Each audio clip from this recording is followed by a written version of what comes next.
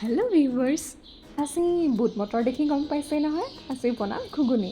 এয়া তাৰে বাবে প্ৰস্তুতি। কালি ৰাতিয়ে ভিজাই ৰাখিছিলোঁ বুট মটৰ আৰু সৰু ৰাজমাহটো। বাকী ভাবিলোঁ বইল কৰি লওঁ ফাৰ্ষ্টতে। তাতে এটা আলু কাটি দিলোঁ।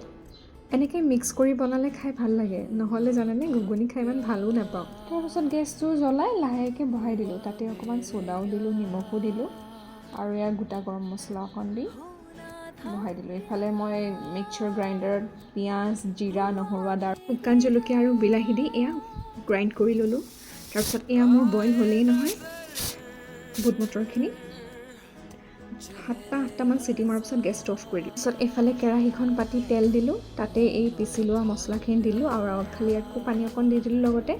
তাৰপিছত নিমখ আৰু হালধি দিলোঁ, বেলেগ মছলা একো ব্যৱহাৰ নকৰোঁ।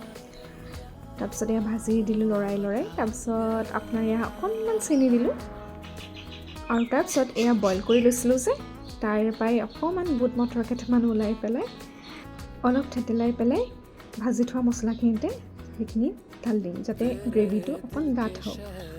তাৰপিছত এয়া ভাজি থাকিলোঁ। তাৰপিছত যেতিয়া আমাৰ তেলখিনি ছেপাৰেট হ'ল, তাৰপিছত এয়া মই বইল কৰা বুট মটৰখিনি একেবাৰে ঢালি দিলোঁ পানীয়ে চানীয়ে। তাৰপিছত এয়া অকণ উতলি যোৱাত মই কষ্টুৰি মেথি আছিলে আৰু সেয়াও দি দিলোঁ। তাৰপিছত মোৰ ঘুগুনি হৈ গ'ল ৰেডি খাবলৈ।